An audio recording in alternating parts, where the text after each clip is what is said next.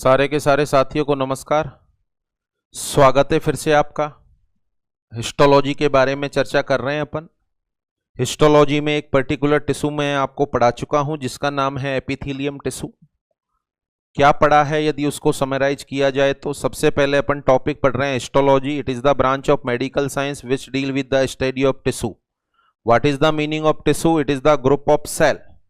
कितने तरह का होता है आपके मेरे शरीर में टिश्यू? 4 तरह का होता है। Epithelium tissue, connective tissue, muscular tissue, nervous tissue.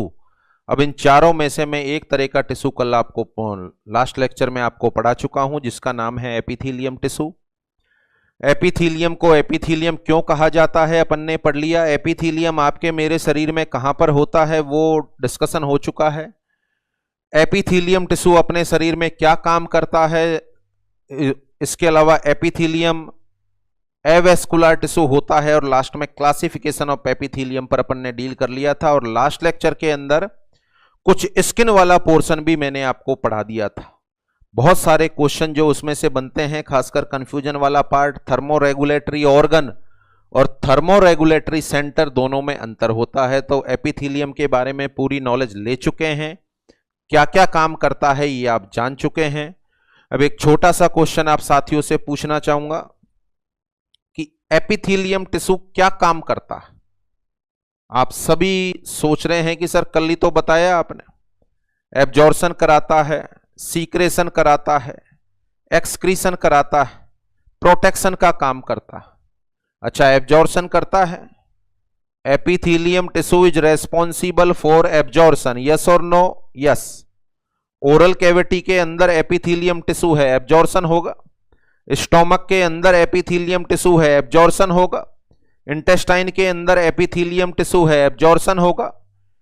Skin के बाहर एपिथेलियम टिश्यू है, मूव आयोडेक्स लगाओगे तो एब्जॉर्प्शन होगा। आप और मैं जब पानी पीते हैं, पानी स्टोमक में जाता है, इंटेस्टाइन में जाता है तो वहां पर से पानी का एब्जॉर्प्शन हो जाता है। मेरा क्वेश्चन यह है, अंदर पानी का एब्जॉर्प्शन हो जाता है, क्या आपके शरीर के बाहर जो ये एपिथेलियम टिश्यू है इससे भी पानी का एब्जॉर्प्शन होता है? आपके बाहर स्किन में जो एपिडर्मिस है, which is a epithelium tissue, क्या उससे भी पानी का एब्जॉर्प्शन होता है? यस और नो? तो देखिए यहीं से आपकी भावनाओं को समझ पा रहा हूं मैं। बहुत सारे साथी के दिमाग में आ रहा है कि यस सर, और बहुत सारे साथियों के दिमाग में आ रहा है नो सर। तो सबसे पहले तो इसका आंसर दे दूं मैं। आंसर है नो। आपकी मेरी स्किन से किसी भी तरीके से पानी का एब्जॉर्प्शन नहीं होता। अंदर वाली जो एपिथेलियम है उससे पानी का एब्जॉर्प्शन होता है, बाहर वाली से पानी का एब्जॉर्प्शन नहीं होता। तो सबसे पहले तो जिनका आंसर है नो उनका आंसर सही है। फिर से मेरा क्वेश्चन है कि नो है तो क्यों भैया नो? अंदर वाली एपिथेलियम से एब्जॉर्प्शन हो रहा है तो बाहर वाली से भी होना चाहिए। आयोडेक्स का एब्जॉर्प्शन हो जाता है, मुंह का एब्जॉर्प्शन हो जाता है, पेट्रोलियम जेली का एब्जॉर्प्शन हो जाता है, पानी का नहीं होता। क्यों नहीं होता? उसका कारण है अपने बाहर वाली स्किन में जो एपिथेलियम है इसमें पाया जाता है क्रेटीन, जो वाटरप्रूफ का काम करता है। जो साथी सोच रहे थे कि यस बाहर वाली स्किन से भी पानी का एब्जॉर्प्शन होता है, तो उनके पते के लिए बता दूं, यदि ऐसा होने लग जाए तो डेली जब आप सुबह नहाने जाते हो, नहाने से पहले आपका वजन कराया जाए और नहाने के बाद कराया जाए तो डेली 2 किलो वजन बढ़ने लग जाएगा। बताओ कितना सारा पानी 30, 40, 50 लीटर वेस्ट करते हो आप। इसका मतलब बॉडी पर पानी रहेगा तो एब्जॉर्प्शन होगा, तो बाहर आप निकलोगे, आपका वजन बढ़ जाना चाहिए। परंतु क्या ऐसा होता है? नहीं। इसका मतलब अपनी स्किन की बाहरी दीवार से पानी का एब्जॉर्प्शन नहीं होता। उसका कारण है इसके अंदर क्रेटीन पाया जाता है। और भी एक आध जगह है, जैसे ब्लैडर में कलेक्ट होता है यूरिन, क्या उसकी अंदर वाली दीवार से पानी का एब्जॉर्प्शन होता है? नहीं। अंदर वाली दीवार से पानी का एब्जॉर्प्शन नहीं होता। होने लग जाए तो यूरिन बने और एब्जॉर्ब हो जाए, यूरिन बने और एब्जॉर्ब हो जाए, वहां पर स्पेशल तरह की एपिथेलियम पाई जाती है जिसको आने वाले टाइम में रीनल सिस्टम में आप पढ़ने वाले हो। तो कुछ पर्टिकुलर पार्ट ऐसे होते हैं जहां पर एपिथेलियम के द्वारा पानी का एब्जॉर्प्शन नहीं होता। Is that clear? तो ये आपका क्वेश्चन हो गया आपके लिए, क्वेश्चन का जवाब भी मिल गया। अब अपन दूसरा टिश्यू पढ़ना स्टार्ट करते हैं जिसका नाम है कनेक्टिव टिश्यू। देखिए नाम से ही मालूम चल रहा है what is the meaning of connective tissue. Connective क्या मतलब समझ रहे हैं? कनेक्ट करने वाला। The tissue which are responsible for the connection in human body is known as connective tissue. What is the epithelium? Epithelium बोले तो एपी प्लस थैलोमा, बेसमेंट मेम्ब्रेन के ऊपर ग्रोथ करने वाला टिश्यू एपिथेलियम टिश्यू कहलाता है। देखें एपिथेलियम टिश्यू में आपको पढ़ा चुका, कहां कहां पर है बॉडी में इसका अंदाजा आपको है। कनेक्टिव टिश्यू में पढ़ा रहा हूं, इसके बाद मस्कुलर टिश्यू पढ़ाऊंगा। मस्कुलर टिश्यू में क्या आएंगे? मसल। जहां भी मसल नाम आ जाए आपसे पूछ लिया जाए कौन सा टिश्यू है, आंसर है कनेक्टिव टिश्यू। उसके अलावा बाद में पढ़ाऊंगा नर्वस टिश्यू। जहां भी न्यूरॉन या नर्व नाम आ जाए, न्यूरॉन या नर्व नाम आ जाए, पूछ लिया जाए कौन सा टिश्यू है, आंसर है नर्वस टिश्यू। इसके अलावा बॉडी में जितना भी टिश्यू है, इसके अलावा बॉडी में जितना भी टिश्यू है, क्योंकि एपिथेलियम पढ़ लिया, मसल और न्यूरॉन को छोड़ दो, अब जो कुछ भी बचेगा, जो कुछ भी बचेगा वो सारा का सारा कौन से टिश्यू में इंक्लूड किया जाएगा, आंसर है कनेक्टिव टिश्यू। तो कई बार आपके एग्जाम में रिपीट हुआ क्वेश्चन है कि which of the following is most abundant tissue in human body. Human body में सर्वाधिक मात्रा में पाया जाने वाला टिश्यू है, आंसर है connective tissue. Is that clear? सबसे ज्यादा मात्रा में होता है कनेक्टिव टिश्यू। आपके मेरे बॉडी में सॉफ्ट ऑर्गन को सहारा देने का काम, बोले तो सपोर्ट प्रदान करने का काम, उसके अलावा कनेक्शन जोड़ने का काम जो पर्टिकुलर टिश्यू करता है, that is the connective tissue. तो कनेक्टिव टिश्यू में अपन बोलेंगे this tissue is responsible to support, this tissue is responsible to support of human body organ and it is also responsible for the connection। आपके मेरे शरीर में connection के लिए और मैकेनिकल सपोर्ट प्रदान कराने के लिए जो रेस्पॉन्सिबल टिश्यू है, that is the connective tissue. Connective tissue के बारे में अपन बात करेंगे जो बेहद इंपॉर्टेंट क्वेश्चन है और जो आपके एग्जाम में आया हुआ है। It is the most abundant tissue. आपके मेरे शरीर में सबसे ज्यादा मात्रा में पाया जाने वाला, चारों टिश्यू में यदि मात्रा के अंदर अपन देखें तो सर्वाधिक मात्रा में पाया जाने वाला टिश्यू कनेक्टिव टिश्यू होता है। यहां पर एक और कंट्रोवर्शियल पार्ट है जिसके बारे में मैं मसल पढ़ाऊंगा तो क्लियर कर दूंगा। सर्वाधिक मात्रा में कौन सा टिश्यू है, आंसर है कनेक्टिव टिश्यू। परंतु वजन के हिसाब से आ जाए तो आंसर देना है मस्कुलर टिश्यू। हालांकि अभी तक एग्जाम में नहीं आया। अगर क्वेश्चन इस तरीके से आ जाए कि which of the following is most abundant tissue of human body, answer is connective tissue.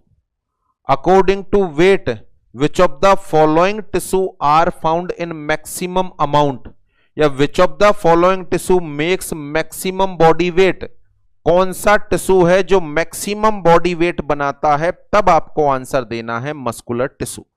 तो अभी तक केवल यही क्वेश्चन आया है कि which of the following is most abundant tissue of human body, answer है कनेक्टिव टिश्यू। चलें अब शुरुआत करें, अपन कनेक्टिव टिश्यू को ढूंढते हैं कहां कहां पर है। सबसे पहले एपिथेलियम पढ़ लिया, मस्कुलर पढ़ने वाले हैं, न्यूरॉन इसके बाद पढ़ेंगे अपन। अब यदि आपसे कहा जाए, मैं आपसे कहूं बोन और कार्टिलेज, आपके मेरे शरीर में पाई जाने वाली बोन और कार्टिलेज कौन सा टिश्यू है? देखो एपिथेलियम में तो नहीं पढ़ा, एपिथेलियम में तो नहीं पढ़ा अपन ने बोन कार्टिलेज को। अच्छा, बोन और कार्टिलेज मस्कुलर में भी नहीं आएंगे, बोन और कार्टिलेज नर्वस टिश्यू में भी नहीं आएंगे। तो बोन और कार्टिलेज को कौन से टिश्यू में शामिल करें? आंसर है कनेक्टिव टिश्यू में शामिल करो। Point number 1। पॉइंट नंबर 2 के बारे में अपन चर्चा करें। कनेक्टिव टिश्यू में क्यों शामिल कर रहे हो? It is responsible for connection और सपोर्ट।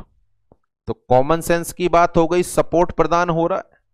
बताओ, मैं इस पोस्चर में खड़ा हूं आपके सामने, एक पल के लिए आप मान लें किसी इंसान के शरीर से सारी की सारी बोन और कार्टिलेज को निकाल दें। इंसान के शरीर से सारी की सारी बोन और कार्टिलेज को निकाल दो।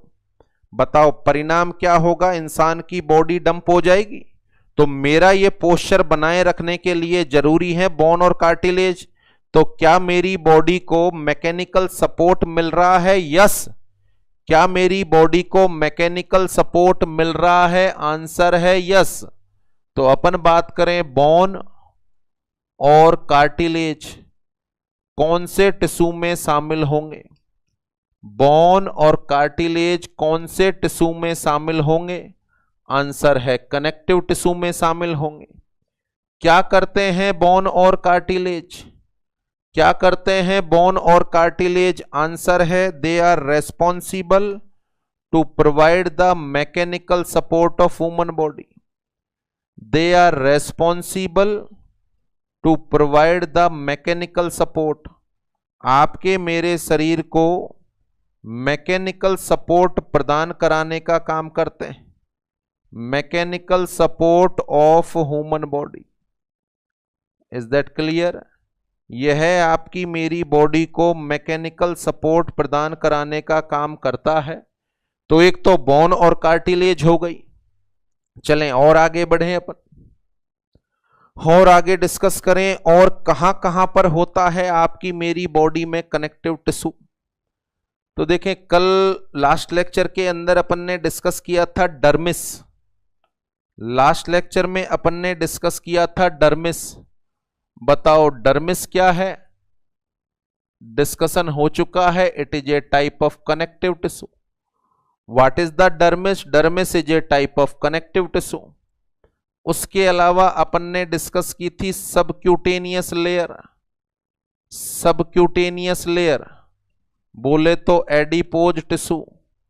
एडिपोज टिश्यू कौन से टाइप का टिश्यू है? आप सारे साथियों के दिमाग में आंसर आ रहा है कि sir that is a type of connective tissue. इसके अलावा अपन पढ़ते हैं कोलेजन फाइबर। इसके अलावा अपन पढ़ते हैं कोलेजन फाइबर। उसके अलावा इलास्टिक फाइबर। अब बताओ, कोलेजन फाइबर और इलास्टिक फाइबर ना तो मसल में आएंगे और ना ये न्यूरॉन में आएंगे। ना तो मसल में आएंगे और ना ये न्यूरॉन में आएंगे। कोलेजन फाइबर और इलास्टिक फाइबर कौन से टिश्यू में काउंट करना चाहोगे? देखो, मैंने आपको शुरू में ही बता दिया एपिथेलियम कहां पर है, मैं पढ़ा चुका। मस्कुलर टिश्यू पढ़ेंगे, उसमें मसल आएंगी। नर्वस टिश्यू में न्यूरॉन आएंगे। तो जो कुछ भी बचा है शरीर में, जो कुछ भी बचा है शरीर में, वो कौन सा टिश्यू है? कनेक्टिव टिश्यू है। यह टिश्यू अपनी बॉडी को बेसिक तौर पर सपोर्ट करते हैं और कनेक्शन का काम भी करते हैं। देखें, स्किन को मस्कुलर लेयर के बीच में एक सपोर्टिव लेयर होती है फैट की, जिसका नाम है एडिपोज टिश्यू। एपिडर्मिस को परफ्यूजन पहुंचाने वाली और सपोर्ट करने वाली लेयर का नाम है डर्मिस। जहां जहां भी ये फाइबर पाए जाते हैं वहां पर सपोर्ट प्रदान कराने का काम करते हैं। तो ये सारे के सारे किसमें काउंट होंगे? आंसर है कनेक्टिव टिश्यू के अंदर काउंट होंगे। Is that clear? इसके अलावा और अपन बात करें, नेक्स्ट पॉइंट में चलें अपन। नेक्स्ट पॉइंट के अंदर आपकी मेरी बॉडी में है ब्लड। आपकी मेरी बॉडी में होता है ब्लड। ब्लड और लिम्फ, सीएसएफ, ये सारे के सारे कंपोनेंट जो अपनी बॉडी में हैं, चूंकि पूरी बॉडी का डिवीजन कर रहे हैं अपन टिश्यू के हिसाब से, तो ब्लड को क्या माना जाए? इसको ऑर्गन तो मान नहीं सकते अपन। ब्लड में अलग अलग तरह की सेल पाई जाती हैं। सेल का ग्रुप होता है ब्लड के अंदर। So what is this? That is a type of tissue. What is this? That is a type of tissue. बात करें जो ब्लड है, क्या उसको एपिथेलियम में रखें अपन? नहीं रख सकते, एपिथेलियम में नहीं रख सकते। क्या उसको न्यूरॉन या नर्वस टिश्यू में रखें? नहीं रख सकते। क्या उसको मस्कुलर में रखें? नहीं, कोई कॉन्ट्रैक्शन थोड़ी होता है। तो बचा क्या? ब्लड और लिम्फ को कहां पर रखना पड़ेगा आपको? आंसर है कनेक्टिव टिश्यू में रखना पड़ेगा। ब्लड और लिम्फ को कहां पर रखना पड़ेगा आपको? आंसर है कनेक्टिव टिश्यू में रखना पड़ेगा। बात करें क्यों माना जाए इसको कनेक्टिव टिश्यू। देखें, कनेक्टिव टिश्यू इसको इसलिए माना, जैसे कि इसको एपिथेलियम में नहीं रख सकते क्योंकि बेसमेंट मेम्ब्रेन नहीं, मसल में नहीं रख सकते क्योंकि कॉन्ट्रैक्शन नहीं हो रहा है, नर्वस टिश्यू में नहीं रख सकते क्योंकि इंपल्स थोड़ी पैदा हो रहे हैं, तो कनेक्टिव में रख दिया। आप सभी साथियों को 100% पता है, 10 बार पूछा गया क्वेश्चन है कि what is the blood. Answer है blood is a connective tissue. अब यहां मेरा क्वेश्चन है कनेक्टिव ही क्यों? कनेक्टिव ही क्यों? तो इसके दो कारण दिए जाते हैं। एक तो ब्लड और लिम्फ की जो मैट्रिक्स है और वास्तविक कनेक्टिव टिश्यू की जो मैट्रिक्स है उनमें काफी समानता है। फॉस्फेट इसमें भी है, उसमें भी है, कैल्शियम इसमें भी है, उसमें भी है। जितने भी मिनरल्स वास्तविक कनेक्टिव टिश्यू में होते हैं वो इनमें भी होते हैं। इस वजह से इसको कनेक्टिव टिश्यू में रखा। Point number 1। पॉइंट नंबर 2, यहां से आर्टरी सप्लाई हो रही है, आर्टीरियल कैपिलरी, यहां पर ब्लड पहुंच गया। यहां से वीनस कैपिलरी स्टार्ट हो रही है और वापस से वेन्योल वेन और ब्लड वापस आ गया। तो यहां पर कनेक्शन का काम हो रहा है। आर्टीरियल कैपिलरी और वीनस कैपिलरी के बीच में एनास्टमोसिस है, तो that is also the type of connection. So that's why the blood and lymph are included under connective tissue। तो देखें कनेक्टिव टिश्यू के कौन कौन से पार्ट हो गए। फिर से बैक में चलते हैं अपन, फिर से बैक में चलें। यहां से अपन ने स्टार्ट किया। What is the connective tissue? The tissue which is responsible. What is the connective tissue? The tissue which is responsible। क्या करने के लिए रेस्पॉन्सिबल? सपोर्ट और कनेक्शन। The tissue which is responsible to support and connection. किसको?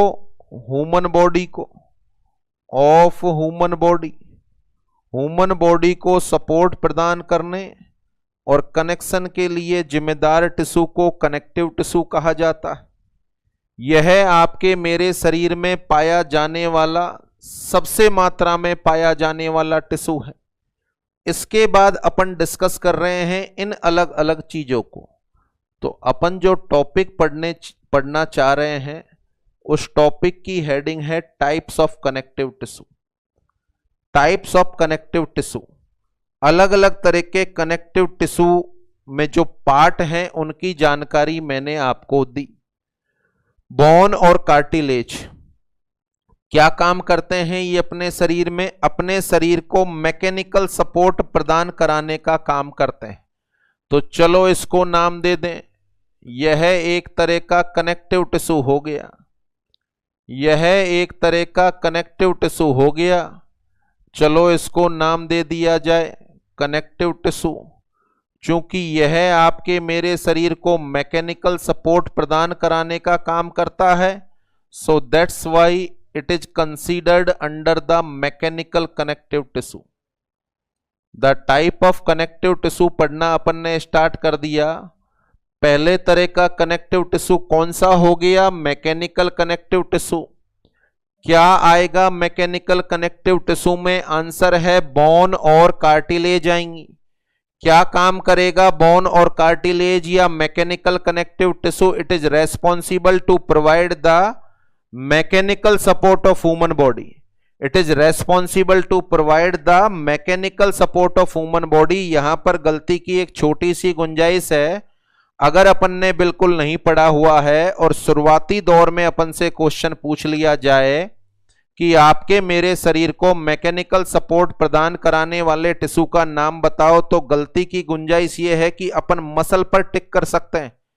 Muscle अपने शरीर को मजबूती देने के लिए जरूरी है, नहीं, अपने शरीर को मजबूती या सपोर्ट प्रदान कराने के लिए जरूरी होता है कनेक्टिव टिश्यू। तो it is responsible to provide the mechanical support of human body. उसके अलावा एक दो वर्ड और आते हैं इसमें।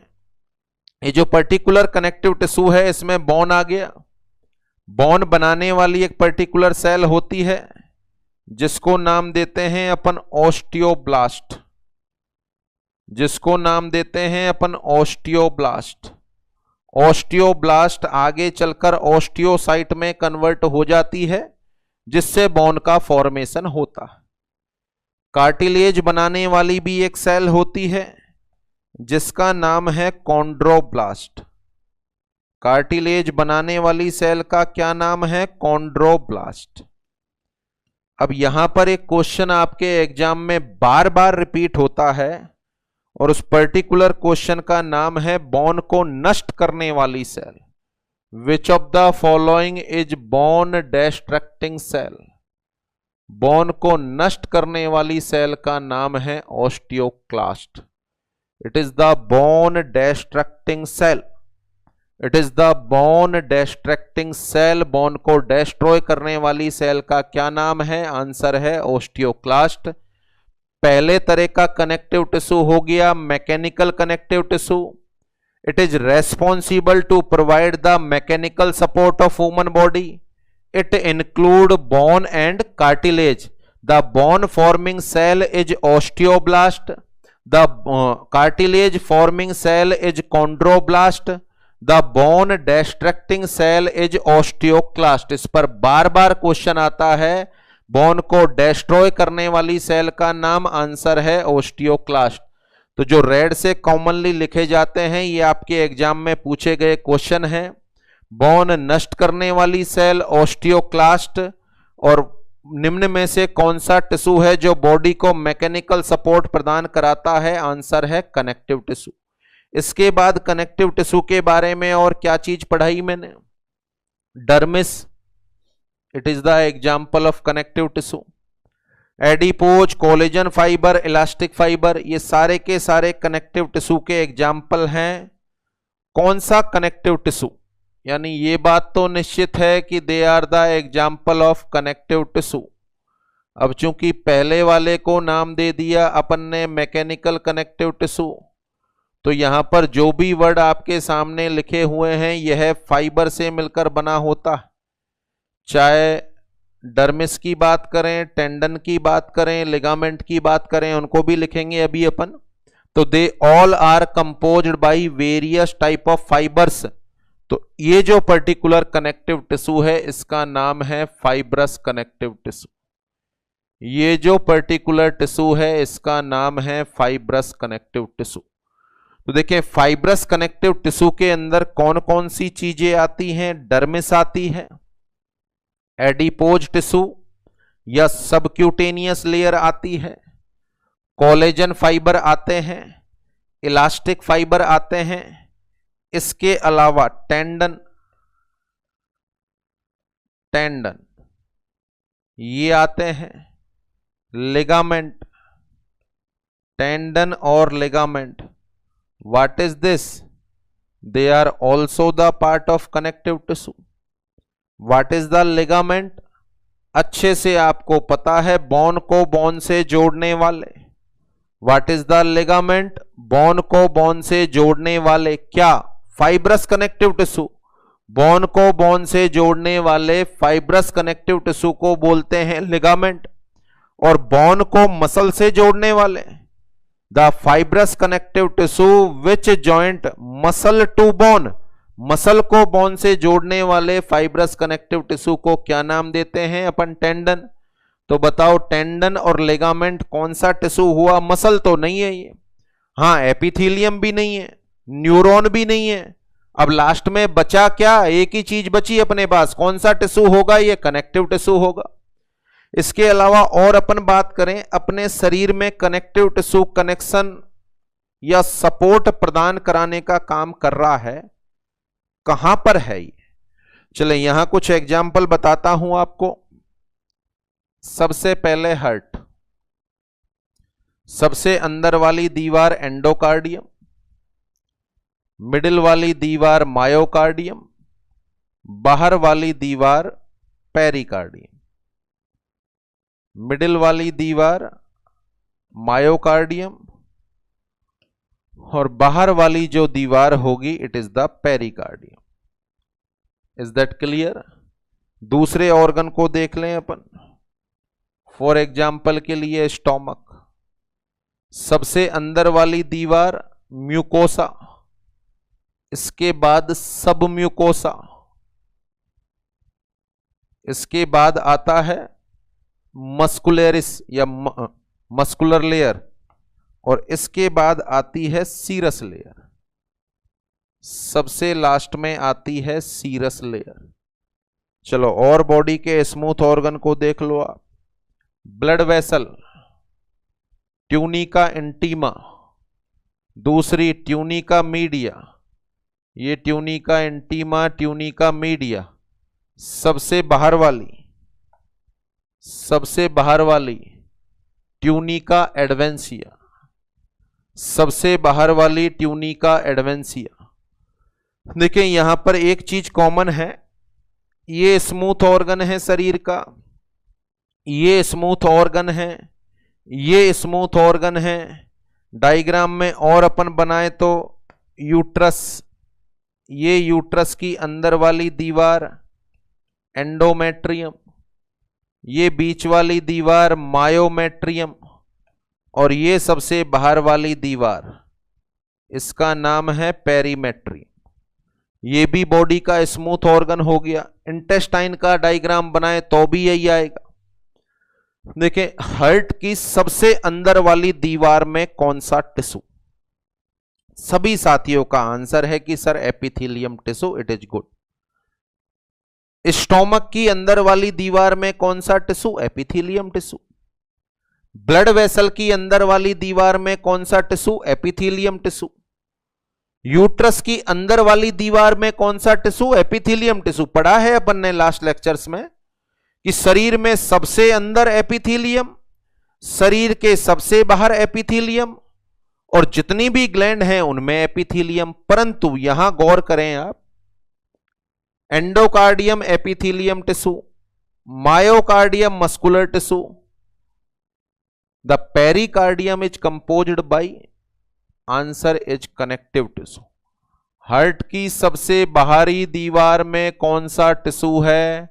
आंसर है कनेक्टिव टिश्यू। स्टोमक की सबसे अंदर वाली वाल में म्यूकोसा, एपिथेलियम टिश्यू, इसके बाद सब म्यूकोसा इसको सपोर्ट कर रही है, कनेक्टिव टिश्यू। इसके बाद मस्कुलरिस, मस्कुलर टिश्यू जो मूवमेंट कराती है, पेरिस्टाइलिक मूवमेंट होते हैं। सबसे बाहर सीरस लेयर या सिरोसा, सबसे बाहर सीरस लेयर या सिरोसा। तो स्टोमक के सबसे बाहर कौन सा टिश्यू? आंसर है कनेक्टिव टिश्यू। ये जो सिरोसा है यह कनेक्टिव टिश्यू से मिलकर बनी हुई लेयर है। ये वाली tunica intima epithelium tissue, tunica media muscular tissue, tunica media में क्या होगा? Muscular tissue. ट्यूनिका एडवेंसिया या एक्सटर्ना, सबसे बाहर वाली ब्लड वेसल की सबसे बाहर वाली दीवार, कौन सा टिश्यू मिलेगा इसमें? आंसर है कनेक्टिव टिश्यू। ब्लड वेसल की सबसे बाहरी वाल में कौन सा टिश्यू? Connective tissue. ट्यूनिका एडवेंसिया किससे मिलकर बनी है? कनेक्टिव टिश्यू से। यूट्रस में सबसे अंदर endometrium, epithelium tissue, myometrium muscular tissue, perimetrium it is composed bye connective tissue, it is composed bye connective tissue. Is that clear? Heart को चारों तरफ से घेरने का काम करती है कौन? पेरिकार्डियम। चलें इसके जैसे ही अपन अगले ऑर्गन के बारे में बात करें। अगले ऑर्गन के बारे में बात करें, इट इज द लंग्स। और लंग्स के ऊपर एक लेयर होती है जिसका नाम है प्लूरा, जिसका नाम है प्लूरा। अंदर वाली दीवार का, इस प्लूरा की 2 लेयर होती हैं। अंदर वाली का नाम है विसरल और बाहर वाली का नाम है पैराइटल।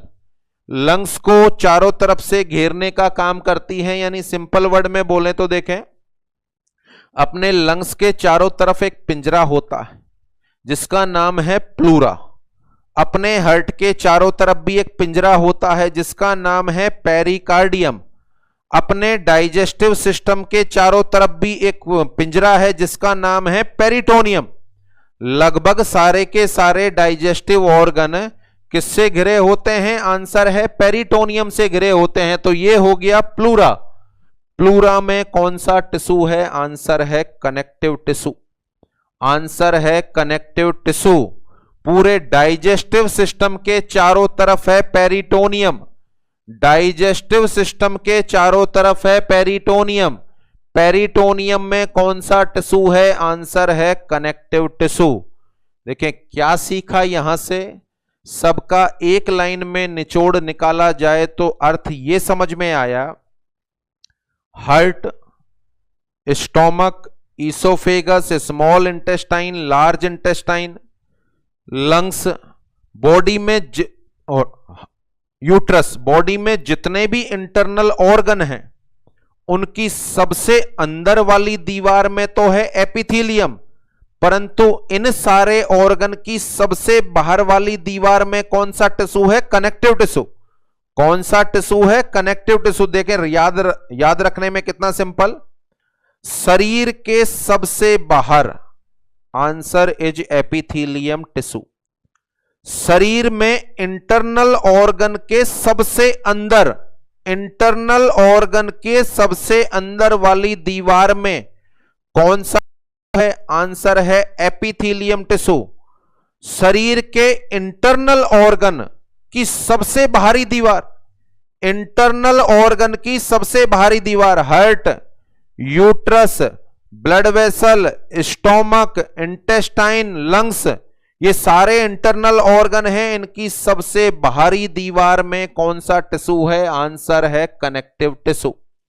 अब आपसे पूछा जाए स्टोमक की सबसे बाहरी वाल, इसका नाम है सीरस लेयर, कौन सा टिश्यू होगा? Answer is connective tissue. Uterus की सबसे बाहरी दीवार पेरीमेट्रियम, कौन सा टिश्यू होगा? Connective tissue. ब्लड वेसल की सबसे बाहरी दीवार ट्यूनिका एडवेंसिया या ट्यूनिका एक्सटर्ना, कौन सा टिश्यू होगा? Connective tissue. हार्ट की सबसे बाहरी दीवार जिसका नाम है पेरिकार्डियम, कौन सा टिश्यू होगा? Connective tissue. लंग्स के बाहर जो प्लूरा है कौन सा टिश्यू है? Connective tissue. तो देखो कितना सिंपल कंसेप्ट हो गया, इंटरनल ऑर्गन की सबसे अंदर वाली दीवार में एपिथेलियम टिश्यू हो गया और सबसे बाहर वाली दीवार में कौन सा टिश्यू होता है? Connective tissue. Is that clear? तो कनेक्टिव टिश्यू कहां कहां पर पाया जाता है? कनेक्टिव टिश्यू कहां कहां पर होता है? अच्छा, पहले अपन इसको नाम दे दें फिर ज्यादा बेहतर समझ में आएगा। ब्लड और लिम्फ, क्या इसको फाइब्रस कनेक्टिव टिश्यू बोलें? आप कहो तो नहीं बोल सकते। क्या इसको मैकेनिकल कनेक्टिव टिश्यू बोलें? अपन नहीं बोल सकते। इसको अलग से आपको नाम देना होगा। तो यह भी एक तरह का कनेक्टिव टिश्यू हुआ, यह भी एक तरह का कनेक्टिव टिश्यू हुआ और इस पर्टिकुलर कनेक्टिव टिश्यू को आपको नाम देना पड़ेगा फ्लूइड कनेक्टिव टिश्यू, या तो इसको नाम दोगे आप फ्लूइड कनेक्टिव टिश्यू या फिर इसको नाम दिया जाएगा vascular connective tissue. It is the fluid connective tissue और वेस्कुलर कनेक्टिव टिश्यू। तो टोटली कितने तरह के टिश्यू हो गए? कनेक्टिव टिश्यू के टाइप की बात करें तो 3 तरह के।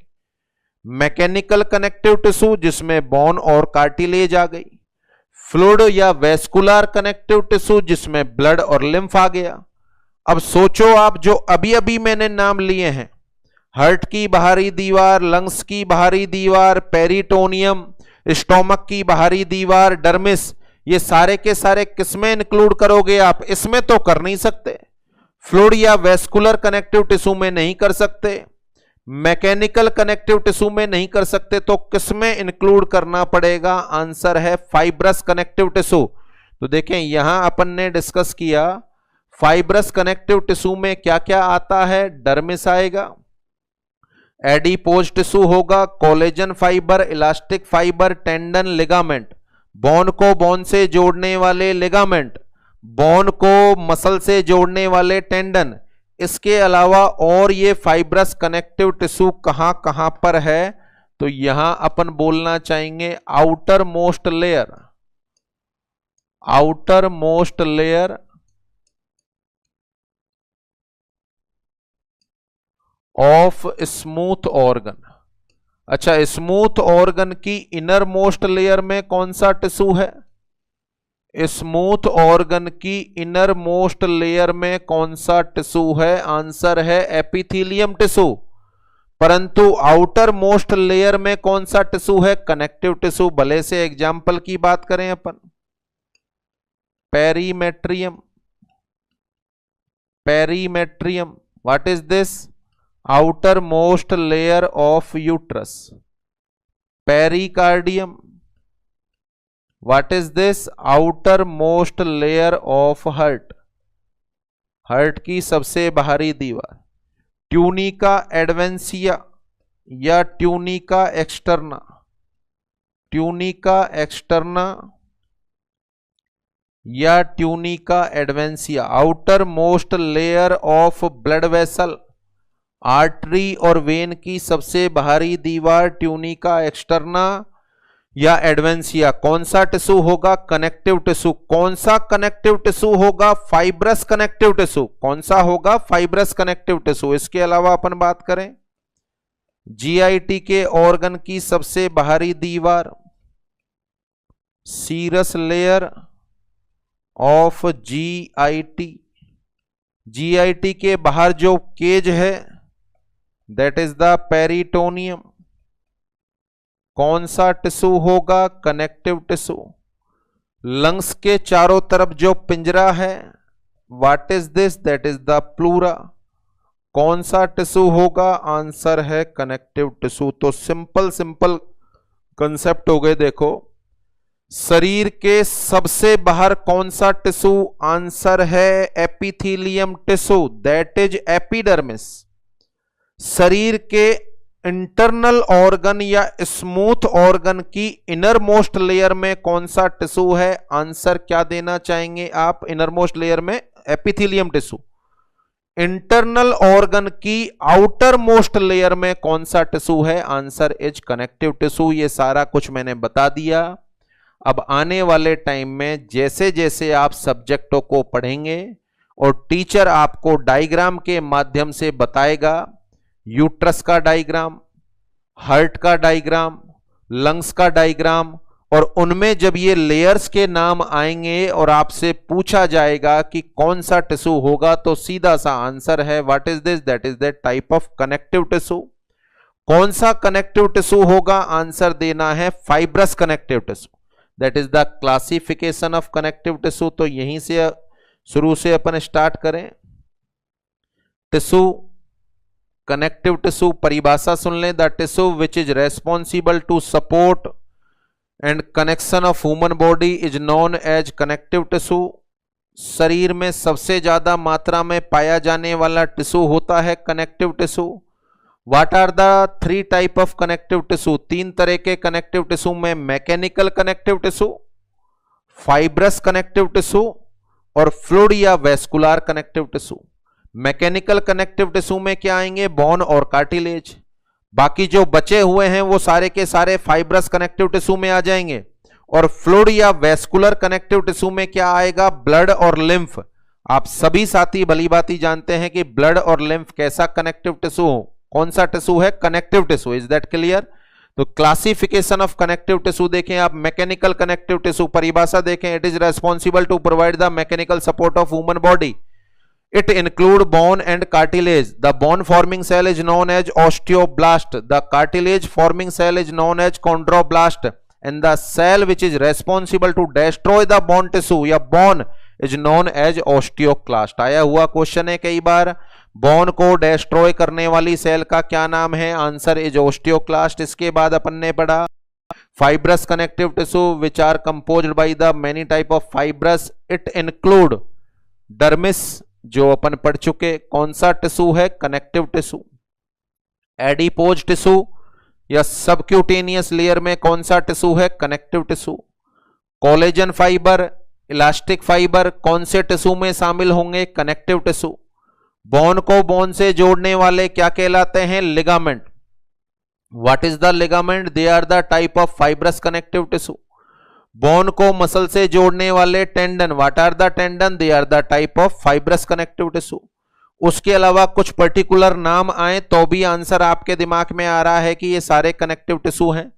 तो आपके मेरे शरीर में जितने भी इंटरनल ऑर्गन हैं, स्मूथ ऑर्गन हैं, उनकी सबसे बाहरी लेयर में कौन सा टिश्यू होगा? Connective tissue. देख लें आप एग्जांपल। यूट्रस की बाहरी लेयर पेरीमेट्रियम, हार्ट की बाहरी लेयर पेरिकार्डियम, ब्लड वेसल की बाहरी लेयर ट्यूनिका एक्सटर्ना एडवेंसिया, उसके अलावा जीआईटी की बाहरी लेयर जिसका नाम है सीरस लेयर, जीआईटी के ऑर्गन के चारों तरफ पाई जाती है पेरिटोनियम, लंग्स के चारों तरफ होता है प्लूरा। इन सब में आपसे पूछा जाए कौन सा टिश्यू होगा तो एक ही आंसर जाएगा आपका। कौन सा टिश्यू होगा? Connective tissue. और कनेक्टिव में भी कौन सा? Fibrous connective tissue. लास्ट तीसरे तरह का कनेक्टिव टिश्यू जिसका नाम है फ्लूइड या वेस्कुलर कनेक्टिव टिश्यू। फ्लूइड या वेस्कुलर कनेक्टिव टिश्यू में क्या आता है? आंसर है लिम्फ और ब्लड। ब्लड और लिम्फ को कनेक्टिव टिश्यू में क्यों शामिल किया गया? इसके मैंने दो कारण दे दिए। इसकी मैट्रिक्स कनेक्टिव टिश्यू की मैट्रिक्स के समतुल्य होती है, पहला। दूसरा, यह भी कुछ हद तक कनेक्शन का काम करता है। यहां से ब्लड वेसल गई आर्टीरियल कैपिलरी, फिर वीनस कैपिलरी से वापस ब्लड आया, तो यहां पर पर्टिकुलर कनेक्शन है आर्टीरियल कैपिलरी और वीनस कैपिलरी का। वहां पर किसका आदान प्रदान हो रहा है? ब्लड का। इसलिए ब्लड को कौन से टिश्यू में रख दिया है? कनेक्टिव टिश्यू में। अभी तक कम से कम 10 बार क्वेश्चन पूछा गया है कि what blood is A, blood is ए, और आंसर जाता है कनेक्टिव टिश्यू। परंतु यदि ऑप्शन को चेंज कर दिया जाए कि blood is a muscular tissue, nervous tissue, true connective tissue, false connective tissue, दो अलग अलग ऑप्शन आ गए, ट्रू कनेक्टिव टिश्यू या फॉल्स कनेक्टिव टिश्यू। अब आपका क्या आंसर होगा? तो देखें, शायद बहुत सारे साथी तो समझ पा रहे कि ट्रू तो बिल्कुल नहीं है ये, it is a false connective tissue. It is a false connective tissue. मजबूरी में जब बॉडी के सारे ऑर्गन से टिश्यू का क्लासिफिकेशन हो गया होगा तब ब्लड बच गया होगा, फिर ब्लड को तो मजबूरी में कनेक्टिव टिश्यू में डाल दिया। यह ट्रू है या फॉल्स है? आंसर है it is a false connective tissue. True है या फॉल्स है? आंसर है it is a false connective tissue. क्यों है ये फॉल्स कनेक्टिव टिश्यू यदि इसका कारण दिया जाए? क्यों है ये फॉल्स कनेक्टिव टिश्यू यदि इसका कारण दिया जाए? तो देखें, इसके दो कारण होते हैं। पहला कारण, इससे पहले जो आपने मैकेनिकल कनेक्टिव टिश्यू पढ़ा, बोन और कार्टिलेज, फाइब्रस कनेक्टिव टिश्यू पढ़ा, आपने देखा सबकी कंसिस्टेंसी हार्ड है, जबकि इसकी कंसिस्टेंसी कैसी है? लिक्विड है। इसकी कंसिस्टेंसी कैसी है? लिक्विड है। तो यह ट्रू कनेक्टिव टिश्यू के सारे फीचर्स को फॉलो नहीं कर रहा है, क्योंकि वो तो कंसिस्टेंसी में हार्ड होते हैं जबकि यह लिक्विड फॉर्म में होता है। Point number 1। पॉइंट नंबर 2, जितने भी इससे पहले कनेक्टिव टिश्यू अपन ने पढ़े हैं, उनको बनाने वाली जितनी भी सेल होती हैं, उनको बनाने वाली जितनी भी सेल होती हैं, सारी की सारी सेल में ट्रू न्यूक्लियस पाया जाता है। ब्लड की अपन बात करें तो इसमें 3 सेल होती हैं, आरबीसी, डब्ल्यूबीसी और प्लेटलेट। क्या तीनों में ट्रू न्यूक्लियस होता है? क्या तीनों ब्लड सेल में ट्रू न्यूक्लियस होता है? No, RBC does not contain the nucleus. बाकी के सारे कनेक्टिव टिश्यू की सेल में न्यूक्लियस है, जबकि यहां पर कनेक्टिव टिश्यू की सेल में न्यूक्लियस नहीं होता। So that's why it is considered under the false connective tissue. यानी ट्रू कनेक्टिव टिश्यू का क्या क्राइटेरिया है? एक तो ये सॉलिड अवस्था में होना चाहिए और एक इसको बनाने वाली सारी की सारी सेल में न्यूक्लियस होने चाहिए।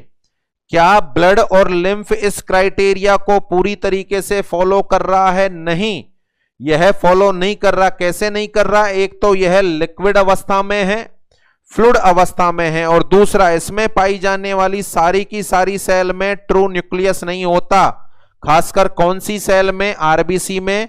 सो that's why it is considered as false connective tissue. तो यदि आपके एग्जाम में क्वेश्चन इस तरीके से मॉडिफाई करके पूछा जाए कि ब्लड इज ए, अभी तक तो क्वेश्चन आया है और हमेशा आंसर गया है कनेक्टिव टिश्यू, परंतु ट्रू और फॉल्स करके आ जाए तो क्या बेस्ट आंसर देना चाहेंगे आप? Blood is a false connective tissue. Is that clear? तो ये कनेक्टिव टिश्यू के बारे में सारा कुछ मीनिंग हो गया। दो वर्ड और हैं जिनको जान लें आप, जो अपन ने यहां लिखे हैं। बोन को बोन से जोड़ने वाले सबस्टेंस का नाम होता है लिगामेंट, और बोन को मसल से जोड़ने वाले फाइब्रस कनेक्टिव टिश्यू का नाम होता है टेंडन। तो यहां क्वेश्चन बनता है, बॉडी का सबसे स्ट्रॉन्गेस्ट लिगामेंट कौन सा? बॉडी का सबसे स्ट्रॉन्गेस्ट लिगामेंट कौन सा, और बॉडी का सबसे स्ट्रॉन्गेस्ट टेंडन कौन सा?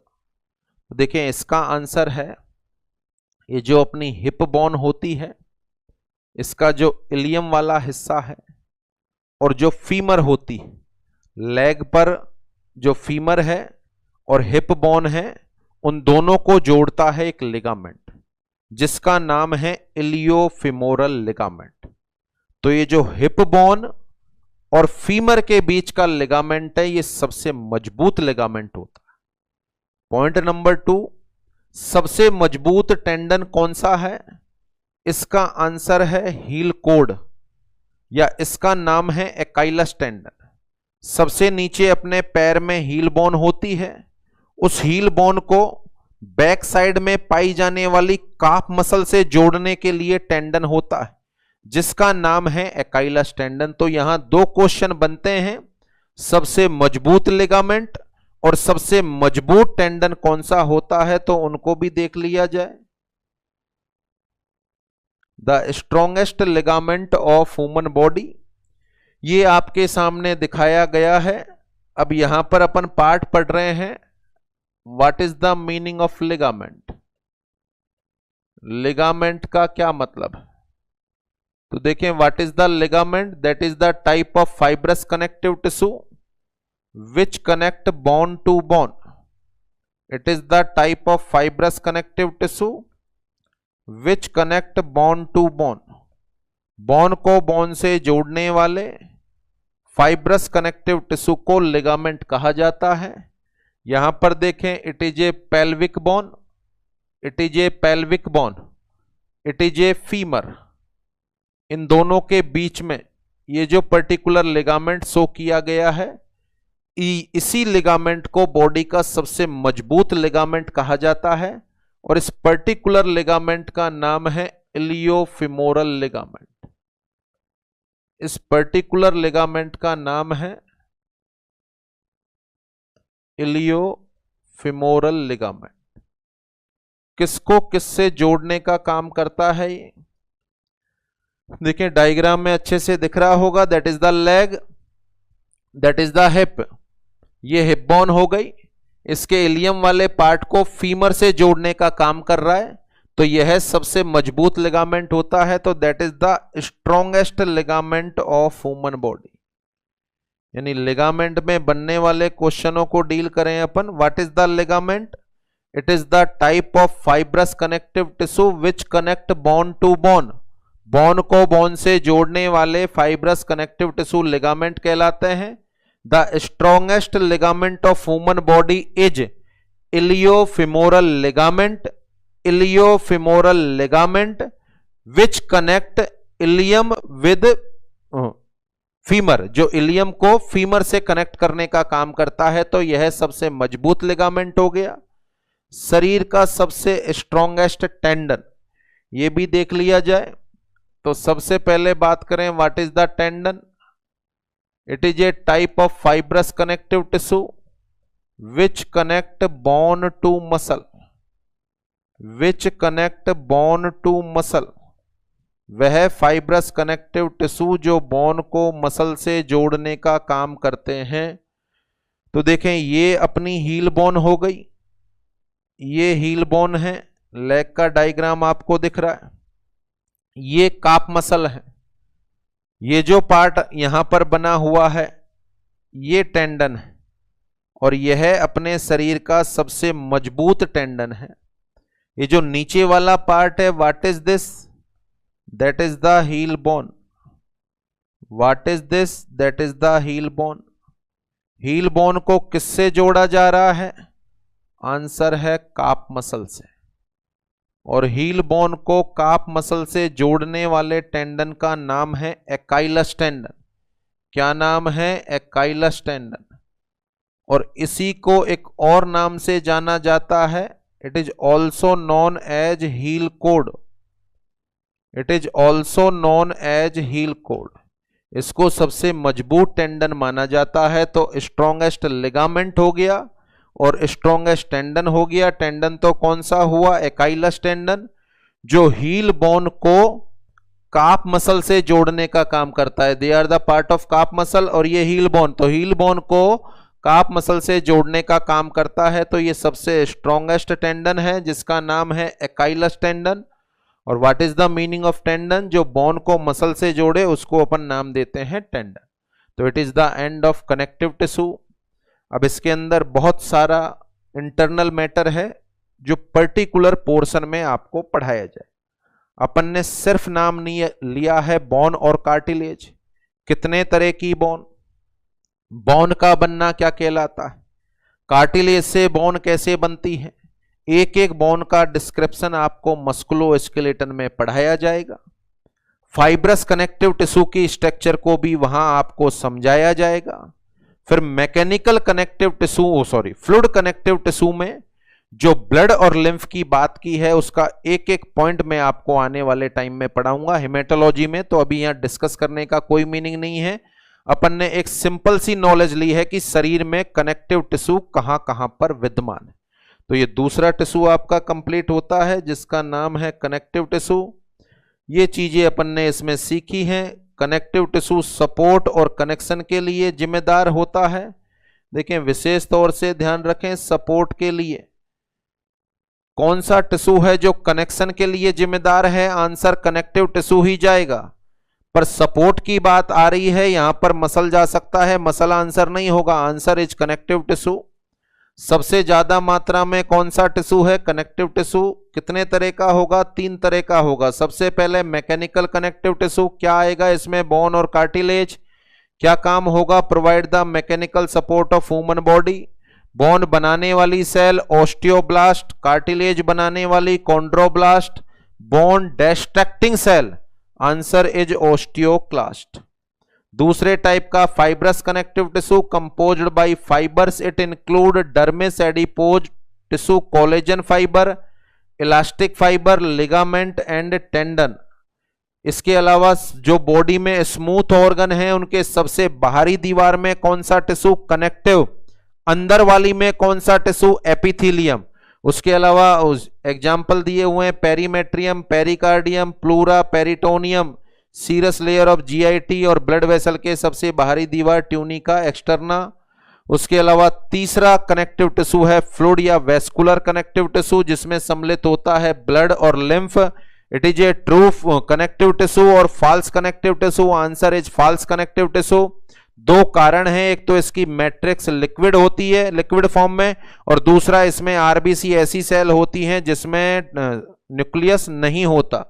बॉडी का सबसे मजबूत लिगामेंट, तो लिगामेंट क्या है, बोन को बोन से जोड़ने वाले कनेक्टिव टिश्यू लिगामेंट कहलाते हैं। सबसे मजबूत लिगामेंट का नाम इलियोफिमोरल लिगामेंट, जो पेल्विक बोन को फीमर से जोड़ने का काम करता है। Strongest tendon of human body, what is the tendon, जो बोन को मसल से जोड़े, और हील बोन को काफ मसल से जोड़ने वाले टेंडन का नाम है एकाइलस टेंडन, जो बॉडी का सबसे मजबूत टेंडन माना जाता है। Is that clear.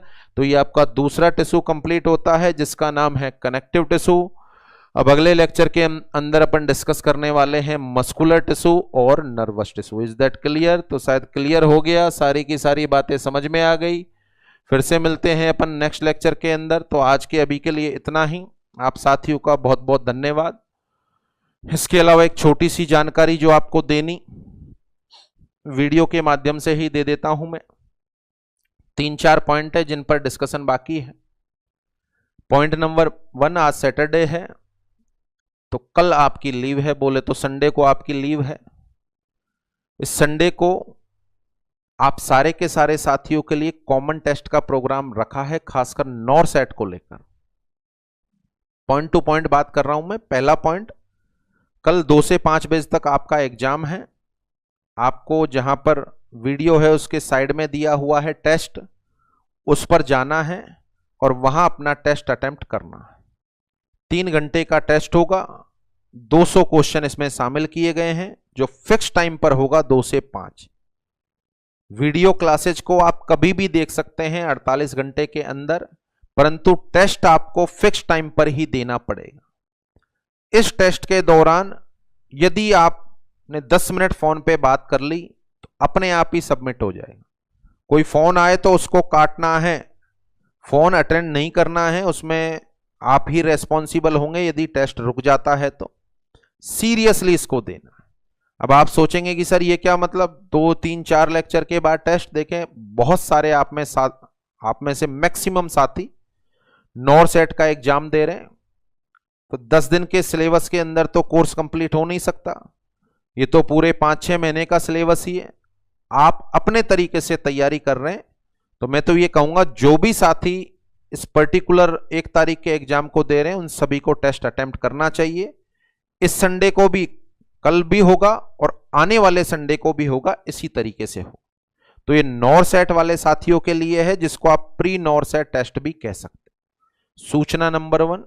सूचना नंबर 2, बहुत सारे साथियों को लगातार कंप्लेंट कि सर एक आध वीडियो रुक गए, जैसे 2 दिन पहले के लगातार मैसेज। देखिए, आप एग्जॉस्ट ना हो, बहुत ज्यादा परेशान ना हो। कभी कभार ऐसा टेक्निकल इशू आ जाता है। अगर ऐसा कभी भविष्य में होता भी है तो उसको दोबारा से दे दिया जाएगा। वो क्लासेज आपको दोबारा से दे दी जाएंगी। इसमें इतना ज्यादा परेशान कि नहीं सर नहीं हो रहा, नहीं चल रही, बार बार बार बार। अगर सभी के साथ कोई कॉमन समस्या है तो ऐसा थोड़ी उसको बाद में आपको प्रोवाइड करा दिया जाएगा। उसको हटा के हालांकि समस्या का समाधान कर दिया था, बट आप परेशान ना हो। टेक्निकल इशू हैं जो महीने में कभी एक आध बार आपको आ सकते हैं, उससे बिल्कुल ही परेशान हो जाना कि ये तो चल ही नहीं रहा। नहीं, ऐसा नहीं। बाकी सारे वीडियो चल रहे हैं तो कभी कभार ये समस्या आ सकती है। बाई चांस ऐसा हुआ, किसी कोई फाइल बाई चांस रेयर में करप्टेड हो गई, तो उसको वापस से प्रोवाइड करा दिया जाएगा। Is that clear? तो बहुत ज्यादा कभी कभार आपका वीडियो में कोई छोटी मोटी समस्या आ जाए, उससे आपको परेशान नहीं होना। क्लियर? पॉइंट नंबर 3, आपके जो नोट्स हैं वो सारे के सारे असाइनमेंट सेक्शन में जुड़े हो। वहां से आप सारे के सारे नोट्सों को डाउनलोड आपने कर लिया होगा। आप चाहें तो उनकी फोटोकॉपी करा सकते हैं, इसके बारे में आपको पहले से नॉलेज दे दी गई है। इसके अलावा जनरल तौर पर आपका जो शेड्यूल चल रहा है वो चलता रहेगा। संडे का आपका हमेशा ही अवकाश रहेगा। अब ये टेस्ट हो गया है। उसके अलावा मंडे के बाद ये जो क्लासें चल रही हैं, बहुत सारे साथियों की एक डिमांड आई है कि सर नॉरसेट के लिए कुछ मदद हो जाती तो आने वाले सप्ताह में हो सकता है इन क्लासेज में थोड़ा बहुत ब्रेक लग जाए। ब्रेक लगने का मतलब इन द सेंस ऐसा नहीं कि बंद हो जाएंगी, बट इन क्लासों में से 1-2 क्लास को हटाकर आपको कुछ बूस्टर क्लासें जो आपके थोड़े बहुत टेस्ट में काम आए वो क्लासें चलाई जा सकती हैं। आप में बहुत सारे पुराने साथी या नए साथी भी हैं जो एग्जाम को दे रहे हैं, तो मेरे हिसाब से उन बूस्टर क्लासों को चलाना आपके इस पर्टिकुलर एग्जाम के लिए बेनिफिशियल होगा। तो 8-10 क्लासें ऐसा प्लान कर रहे हैं जिसमें 3, 4, 5 सब्जेक्टों का मैटर आपको मिले और आने वाले एग्जाम में आपकी मदद हो सके। चूंकि सारे सब्जेक्टों को इस तरीके से पढ़ाना संभव नहीं है, तो 3-4 सब्जेक्ट जैसे कि इमेज बेस हो गया, ओबीजी हो गई, कम्युनिटी हेल्थ नर्सिंग और पूरी कोर्सेज साइकेट्रिक नर्सिंग, इनकी कुछ बूस्टर क्लासें आपको आने वाले वीक में देखने को मिले। उनको देखने के बाद मान के चलो ये वाली क्लास मिस होती है तो ऐसा नहीं सोचना कि ये बीच में क्या चल गया, ये वाली क्लासें किस तरीके से चल गई या क्यों चल गई या वो क्लासें कहां गई। तो नॉर्मली आपके इस पर्टिकुलर एग्जाम के लिए अपन प्रयास कर रहे हैं, उसके बाद 1 तारीख से वापस से उसी शेड्यूल पर अपन वापस आ जाएं। Is that clear? तो आप प्लीजरेबल तरीके से जैसा माहौल के साथ आपने पढ़ना स्टार्ट किया है उसी तरीके से रेगुलर पढ़ते रहें। कभी किसी भी तरह की कोई समस्या आएगी तो उसका निश्चित तौर पर समाधान कर दिया जाएगा। आधे घंटे में ही आप घबरा ना जाया करें। जैसे कि 2 दिन पहले की क्लास में 11 बजे तक कम से कम 50 जनों के मैसेज कि sir what is going on, तो कभी कभार ऐसी मिस्टेक हो जाती है, उसके बाद उसको सही कर दिया गया था। तो ऐसी बाई चांस भविष्य में भी आए तो परेशान ना हो। बहुत सारे साथियों ने कहा था कि सर ओबीजी वाली क्लास की इनिशियल जो डेमो है वो हम नहीं ले पाए, या नए जुड़े हुए साथी थे उनको डेमो क्लास भी उपलब्ध करा दी गई है, तो वहां से मैटर को आप देख सकते हैं। Is that clear? और लास्ट वर्ड जो बताना चाहूंगा कि अभी तक क्लासें उपलब्ध हैं। गाइडलाइन में बताया था कि भैया 48 घंटे बाद क्लासें हट जाएंगी, तो आप मान के चलें 48 घंटे बाद ही हट जाएंगी। अभी ये 2-3-4 दिन से एडमिशन का प्रोसेस चल रहा है जो लगभग कंप्लीट हो चुका है। अभी ये क्लासें आपकी मंडे 12 बजे तक उपलब्ध हैं। मंडे 12 बजे से ये सारी क्लासें हटा दी जाएंगी, उसके बाद वही 48 घंटे का शेड्यूल चलेगा। अभी 4 दिन से ये क्लासें इसलिए बनी हुई हैं कि बहुत सारे न्यू कैंडिडेट जुड़े हैं, उनकी वजह से, यानी मंडे डेडलाइन है, उसके बाद 48 घंटे में आपको इन वीडियो लेक्चर्स को देखना हो। Is that clear? तो आज के अभी के लिए इतना ही। कल अपन फिर से मिलते हैं, मस्कुलर टिश्यू पढ़ना स्टार्ट करेंगे। ओके, धन्यवाद।